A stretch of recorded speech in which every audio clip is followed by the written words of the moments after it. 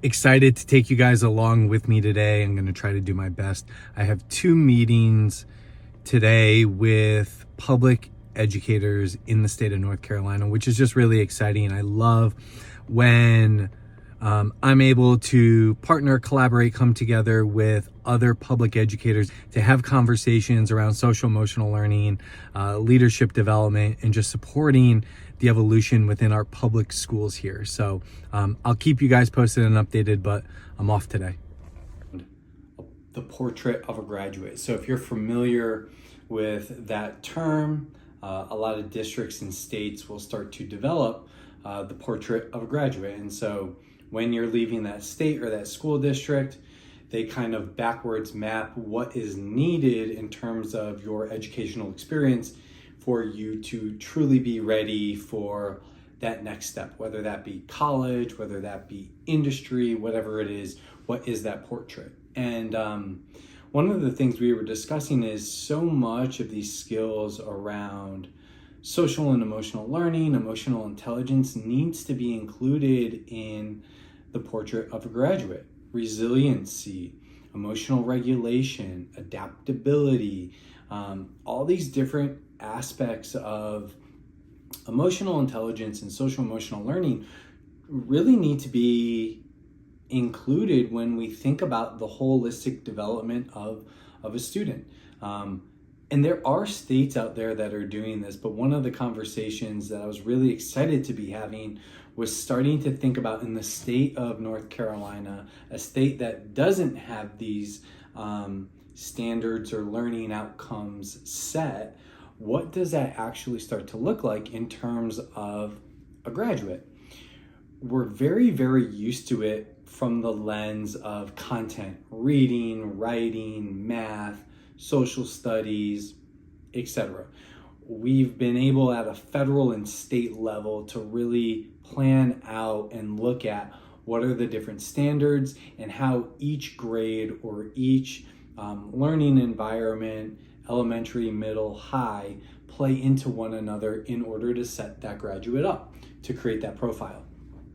We have to do the exact same thing when it comes to these other skills, right? The resiliency, the adaptability, the emotional regulation,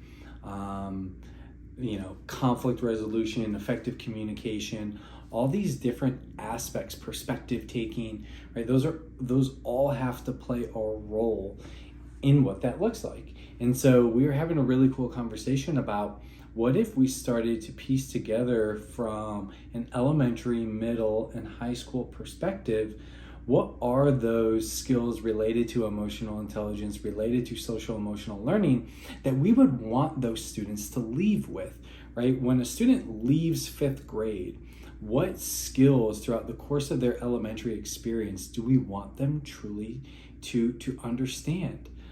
Is empathy one of them, right? What are the different skills? Same thing with middle, same thing with high. And so can we start to really challenge ourselves, challenge states and districts to not only think about the portrait of a graduate through the lens of this academic and experiential lens, but can we look at it through the lens of what are the building blocks from a social and emotional perspective and an emotional intelligence perspective? I think once we can bring that in and couple that and align that with the reading, writing skills and the development through all the way to getting them prepared for life and industry and college and whatever that may be, whatever that next step may be for them, I think we'll really start to develop that holistic approach, because then we can backwards map. We can say, hey, we believe a child leaving 5th grade should have all of these different skill sets, all of these different qualities, right? And so what does that actually have to look like as we break that down?